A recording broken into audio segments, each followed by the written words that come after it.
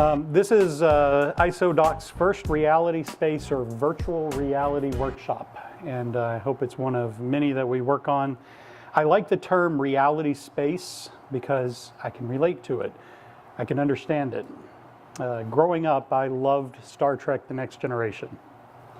I would sit in our upstairs living room on the floor, right in front of the television, and for a brief hour, I was no longer in the coal mines of Southwest Virginia, but I was transported into a totally new reality, space. Steve Jobs has often talked about connecting the dots. We talked about some of his videos. Somebody brought up the university video. I think it was you, right? Well, I grew up most of my life wanting to be an astronaut. I attended space camp and I worked a summer with James Irwin. And the impression from that television show was changing my actual reality. So I feel the term virtual reality does not do justice for the potential of allowing our physical bodies to interact with a digital one. What if as a child I could have walked the decks of the Star Trek Enterprise and gone into engineering and learned about quantum physics? Or what if I could have gone into Star Trek's own virtual reality simulator and created my own holodeck? This to me is what virtual reality is about. It's about the impression that is left much deeper onto our physical bodies. And I hope to bring in a psychiatrist very soon who's going to talk about the neurological effects that virtual reality has on us and the impact that it has and how much more profound virtual reality actually is than just using two of our senses. Because what does virtual reality actually do? It uses as many of our senses as we possibly can to create an environment, to immerse us in multimedia. That's another term that gets used a lot in virtual reality, is immersive multimedia or computer stimulated reality. Somebody give me a definition of what virtual reality is. What do you think it is to you? Anybody? I was looking for Colin. Oh, you're looking for Colin? So it's just a computer-generated, possibly three-dimensional environment. Exactly. It's so this is the way it was defined when I Googled it, and we can always trust Wikipedia to be the good answer. Is it's a computer technology that replicates an environment, stimulates a user's physical presence and environment, and allows interaction through sight, touch, hearing, and or smell. Right? I want to talk to you a second about, since we are developers and we are branders and marketers, let's talk about the hardware and the operation and the OS of what we currently see and know as operating or as virtual reality. What does it look like? A big helmet you put over your head, right? Would you put this on and walk around? Not a chance, right? Would you sit at home across the kitchen table from your family and do this? Or would you put it on at work and instead of a monitor? You would do it? Yeah. Okay. They are an eyesore. They are kind of an eyesore. I think they could do better, right? What if we go back to Star Trek? Remember Geordi with the visor that he wore? Well, how about something more like we see up here? Because let's face it, if we can't brand it in a way that people are going to buy it, then why would you even develop software for it? When we think about an operating system for virtual reality or virtual space, are we going to design it like a physical piece of property or a physical piece of hardware? The way that we think about our phone now, where you've got buttons and you push them, or our keyboard where we type. How are we going to think about how to design? What are some ideas?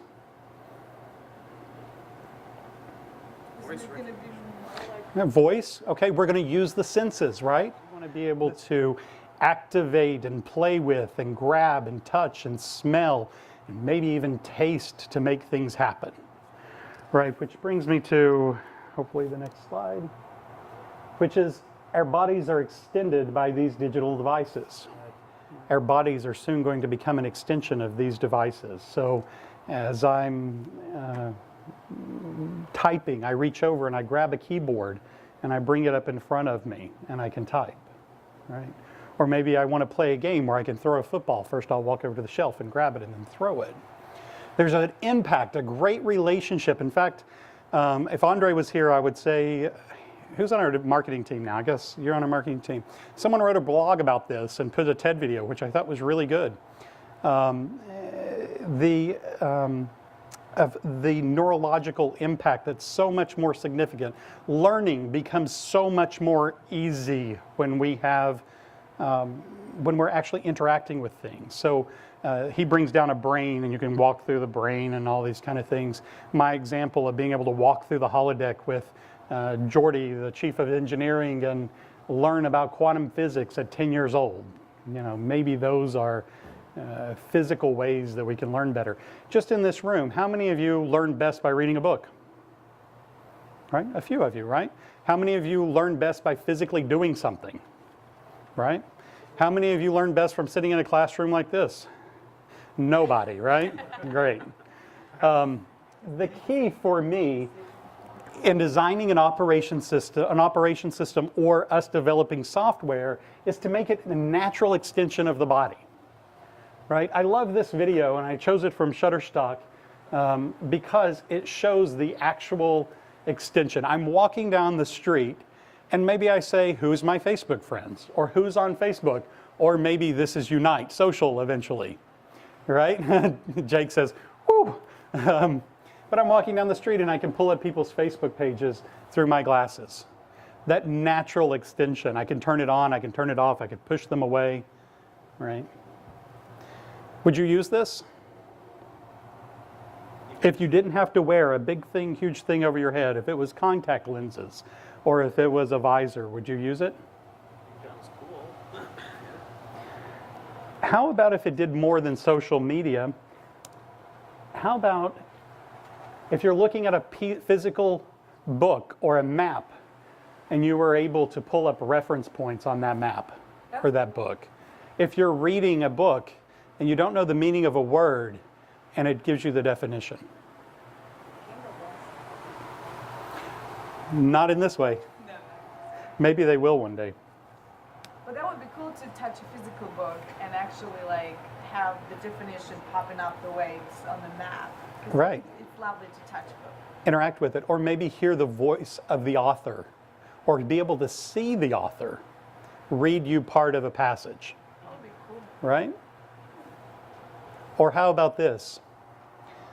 Be able to call Dasha and say, hey, I'm reading this book, come join with me. And Dasha's sitting here with me reading the book, although she's all the way across the world, and I can see her. We can take turns reading passages, right? Or maybe some of the passages actually come to life as we're sitting there talking to each other. I think Right. I saw a video of that. Like they said it was like traveling through space, but it was just camera set up and had like a hologram of a child right next to this person, and you can like mess with the scale, and it was kind of funny to watch. Sure.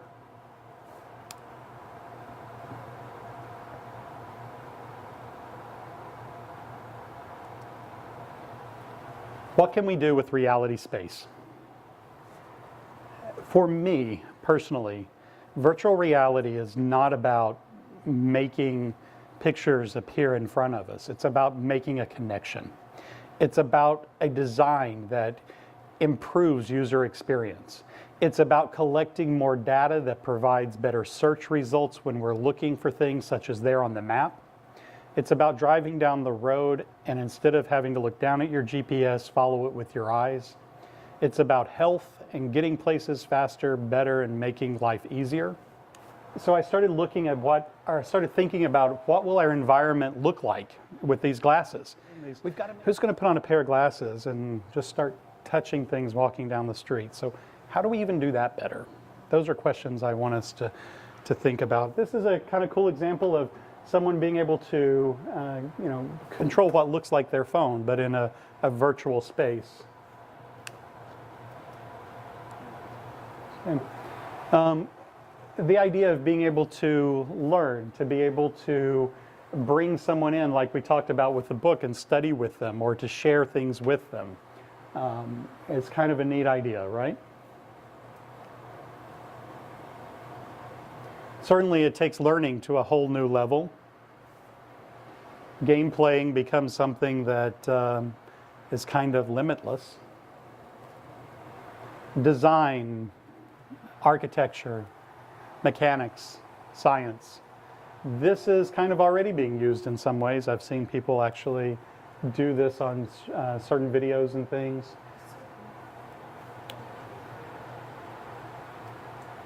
And now I want you to kind of think for a minute of putting your own glasses on and walking down the street and tell me, I want you to think, sit there for a second, put on your glasses and think how you would use this device.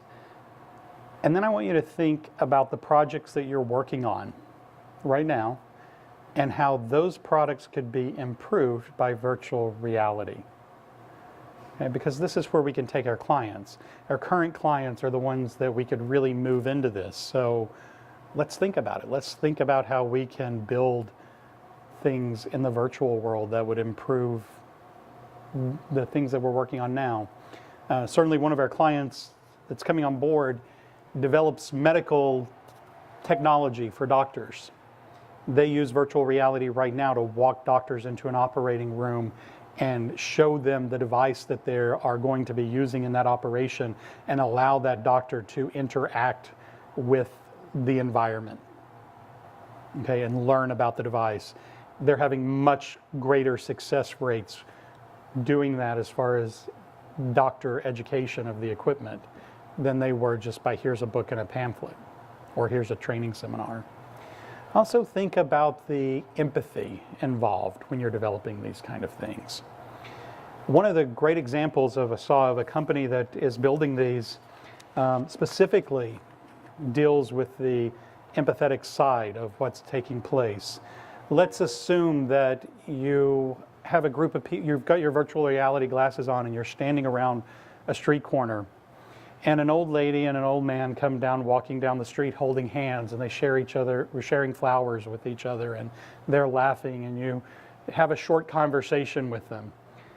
And then all of a sudden the guy starts having chest pains and falls down with a heart attack and someone runs up and kicks him. You're there, he's right at your feet. Right? What's the result of that in your head, in the head of the user that you are programming this for? We carry a responsibility with us as being pioneers in the later stage of development. We certainly aren't developing virtual reality, but I think we can be pioneers in a way that brings it all together, that thinks about all these kind of sides, these kind of things, from looking at a pretty flower and learning about it to changing people's thoughts and perceptions or allowing them to have the opportunity to do that. All right? So think about your projects, but first let's think about everyday use. How could we use virtual reality in our everyday? Thomas? Any thoughts? I guess there's a lot of very simple stuff. I'm sorry, I'll walk back here. I can't hear you. I guess there's applications are endless, but I'd focus more on like the simple things at first that people really tend to jump on, like glasses that can take pictures. People like small things becoming easier, and then you can slowly incorporate more and more things, like as you become more comfortable with the technology, like the whole map points on the map. Sure. I like the idea of starting simple first. So we have the ability to take pictures, or we maybe have the ability to type a letter, those kind of things, and then move into greater. What about like facial recognition software with it and give it to the TSA at airports? Sure. Or even just for your own personal use. For your own personal use, right. Like just be able to like, oh my God, this person's coming up. Who the hell are they? And you can quickly reference your Facebook, like, oh, that's who they are. Or maybe you're Well, sure.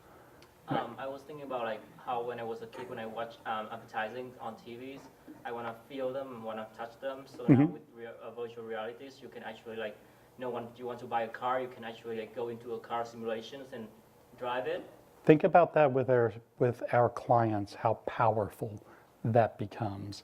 Let us create, you can't afford a virtual reality program. Let us create a virtual reality ad for you. Okay? How powerful is that, right? Now, growing up, I loved commercials. I don't anymore because they've gotten silly for me. But if we could bring that back to life where advertisements were interesting, actually being able to try on a shirt, look at yourself in the mirror, go into a Gap store virtually, put on a shirt, and see how it looks to you in the dressing room in the mirror. I would spend That so would much time save doing that. that would save so much time though. Not for, I would end up taking Go ahead, Stephanie. I was going to say Burberry does that. Oh, do they? Flagship in England. There you go. They have different versions where, they are computer chips that they're installing in a lot of their garments as well, so that if you're wearing a garment and you walk into the store, an alert will be sent to all the employees' iPads that you have that product, but also if you hold up a product in front of their mirrors, the mirrors automatically start showing you the image from the website, from the runway, and suggest a fit of how it would be on you. Sure. Yep. Imagine being able to walk into any music store or hall in the world, Max, and being able to play any instrument in any environment. Everyone, That would be pretty cool. yeah, everyone could play it there. Everyone could be a rock star if they wanted. Yeah. So they felt the pain and they moved like that because the brain believed that you got hit. Sure. So I guess somehow it could be amplified. Yeah. What are some of the, or let's keep talking about this. You had something, Max? Well, I was gonna say, in answer to your question, what should we be focusing on designing? Mm-hmm. Really good, solid UI. Yes. Because with VR, I mean, it takes you completely out of a screen. You don't have the bounding box of a little rectangle. Exactly. So it could go, I mean, that could go many ways. Yeah. It could get scattered, it could get... How do we find a keep good that UI nice and clean? Well, what would we do? We go back to the natural idea of where this is coming from, our everyday world. If we think about virtual reality in this way, is that it is completely our world. Where do we find our things? We open drawers, right? We look on shelves. We often lose things. So maybe in the virtual reality world, you'll be able to lose something. Funny thought. Yeah, but you need to use your phone. What do? You actually could pick up your phone, right? You could go and pull clothes out of a drawer or off of a hanger. You could, the interaction. I'm not a big fan of, boom, there's all your screens. I want the world in virtual reality to be as it is, but in a virtual world.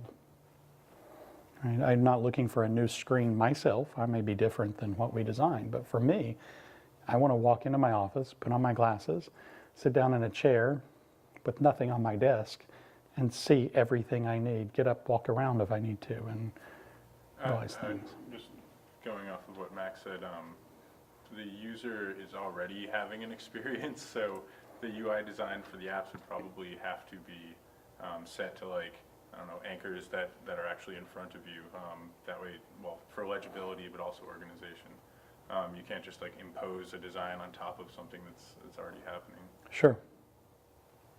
Great points. Amber, what's your thoughts on this? I've been studying VR for a while, and I've not been thinking about the paths that other people are taking. I've been thinking about what are other ways we could create a interface without glasses, without putting anything on your head.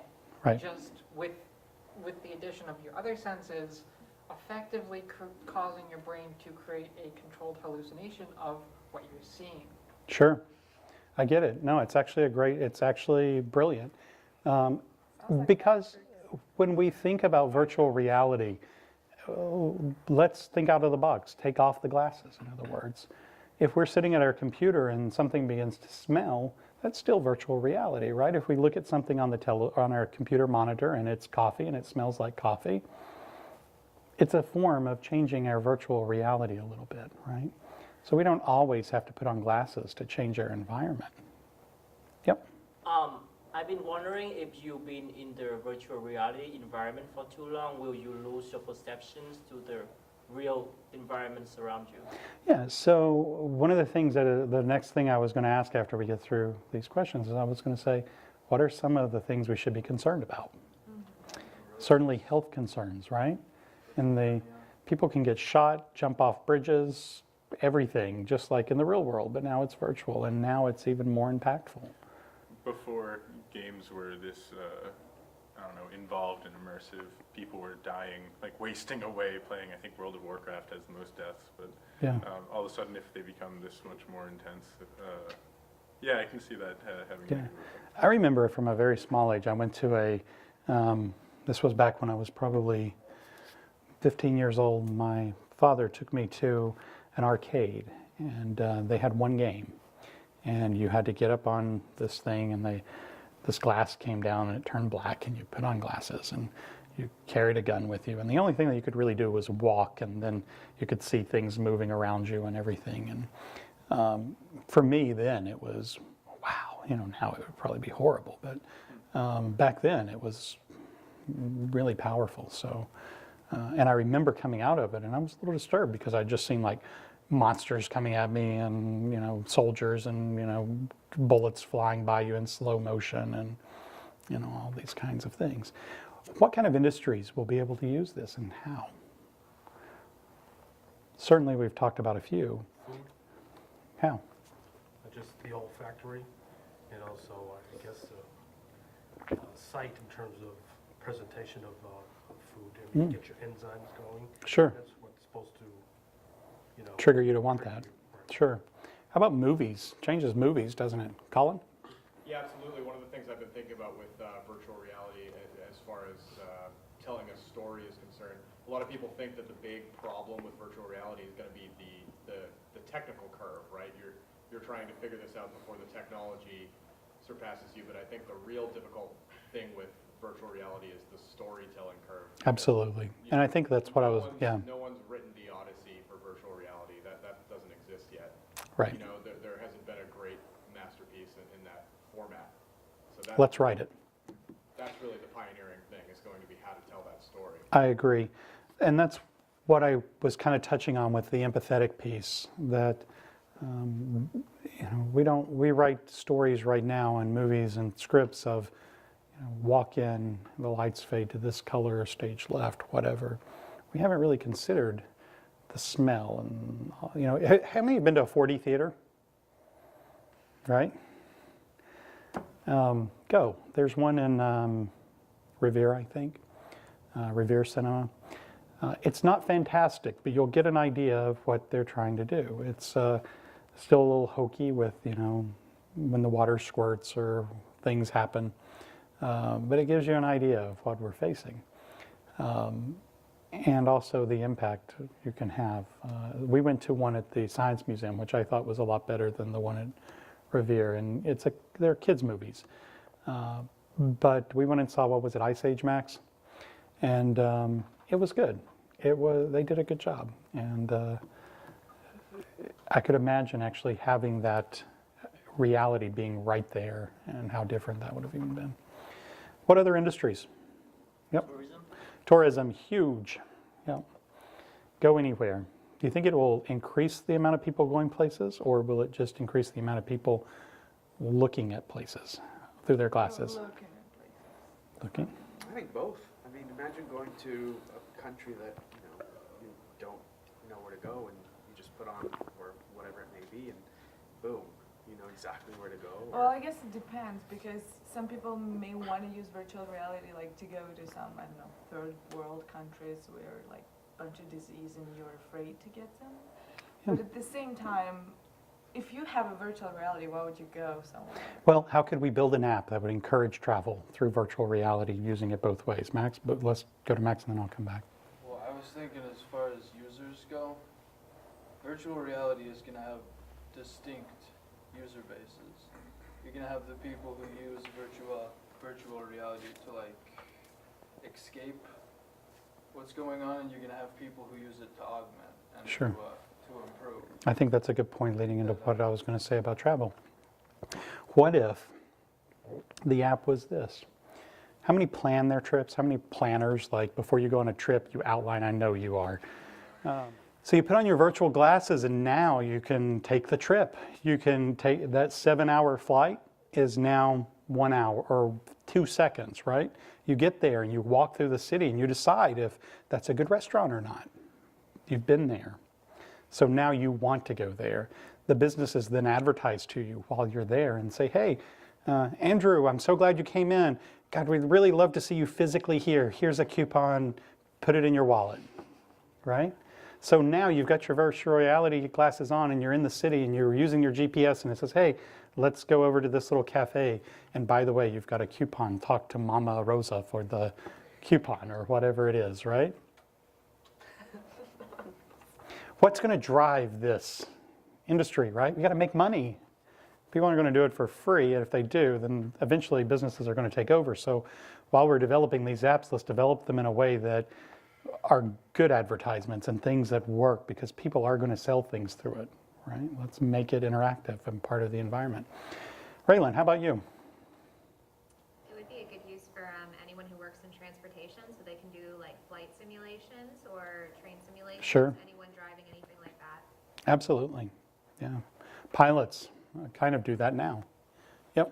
Pretty much any kind of vocational training, people always talk about getting hands-on experience, and you could get almost there with it, maybe even all the way there if you had some type of physical kit you were sent. You know, you could be there in front of your professors and around your peers. Sure. Jake and I were talking actually a little bit about like a virtual infographic.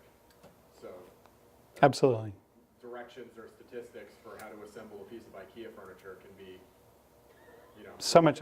A good example, we had a Cox Cable representative out here one day, and I was talking to him about how cool it would be as if he was standing here and he couldn't figure something out. He puts on his virtual reality glasses, and the supervisor pops into the building and helps him put this there, do this, call this number, right? He could go back virtually to his office and open a filing cabinet and pull out the instructions and throw them on the floor, and they become part of his world. How cool would that be? How much would Cox Cable pay for something like that? This is one series in many. We are, if you've seen the contractors come back, Colin is giving him a lot of direction. We're building that room for this environment. Salespeople can start dropping seeds that this is coming. Certainly these kind of talks, Colin can edit these videos and make them interesting to put on blogs where we're actually letting people know that this is the environment we're in. Yeah. Can we use this with people with disabilities? Oh, I think it's a great idea for people with disabilities. How would you use it? Like for people like if they you know they can see, they're blind, and maybe some way you can activate their brains, certain section of their brain, and they can see things in their thinkings. Let me ask you this: how many would allow yourself to be implanted with a very small device to be able to activate this? I would die to see if I'm blind. Yeah. I think people even that are, you know, physically unable to do the things that most of us take for granted. Mm-hmm. Some people like can't walk and just play or something, paralyzed, and use virtual reality to. How about even mood disorders and things of that nature? To be able to go to the beach in the middle of the winter. Mm-hmm. How great would that be, Mm-hmm. right? Yeah, like psychological. Yeah, so this is going to be exciting times for us, and we are talking about all these kind of things, and we're going to be moving into that direction, and it's going to take time. So it's not going to be tomorrow we're opening the doors, but we're going to start bringing people in who are experts in this area. And we're going to learn a lot. And slowly things are going to get built, and we're going to move in that direction.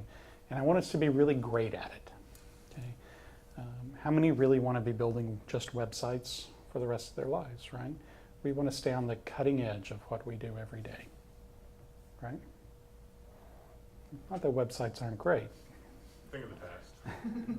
They are becoming a thing of the past in some I industries, mean, for sure. just think about it. If we're content creators, how many virtual reality websites have you been to?